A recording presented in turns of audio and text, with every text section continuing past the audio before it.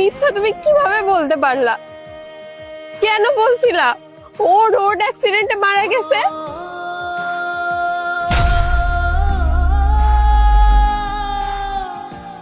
শুধু আমাকে পাওয়ার জন্য?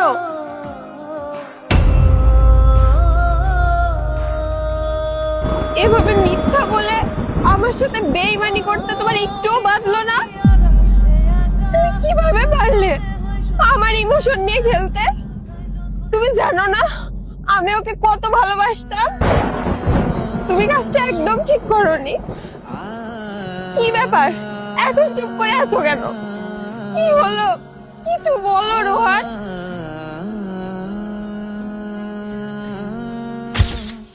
দেখেন ভাই, পরীর বাবা ওর সাথে আমার বিয়ে ঠিক করেছে।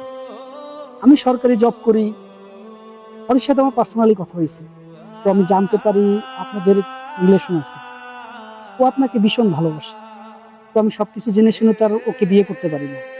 ওর বাবা অনেক রাগী, আমার মনে হয় না আপনাদের রিলেশন মেনে নিবে। তাই আমি ডিসাইড করেছি আমি ওকে বিয়ে করব, তবে বিয়ের পরের দিন ওকে আপনার হাতে তুলে দিব। আপনার মতো এই যুগে ভালো মানুষ আর হয় না ভাই। এই যুগে এমন মানুষ পাওয়া so tough। দেখুন ভাই, আমি চাই আমার প্রিয় মানুষটা সবসময় ভালো থাকে। আপনি যদি বিয়ের পরের দিনই ওকে আমার হাতে তুলে দেন, আমি ওকে খাওয়াবো কি? ও হয়তো আমার কাছে ভালোবাসার কখনো কোনো কমতি পাবে না। ভালোবাসাটা আমি না হয় পরিপূর্ণ দিতে পারবো, কিন্তু অর্থের অভাব তো অনেক বড় একটা অভাব। বেকার তো, বুঝি ভাই। আমি চাই ও আপনার কাছে থাকুক। আমার ভালোবাসার মানুষটাকে না হয় আপনি অনেক সুখে রাখেন।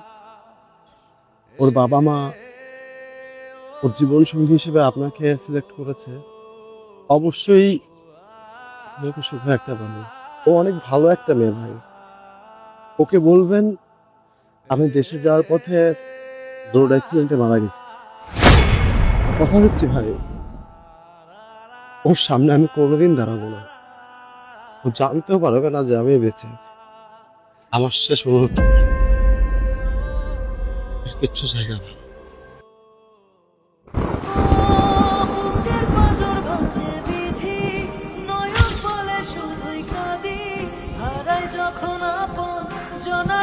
কাজটা তুমি একদম ঠিক করোনি, একদম না।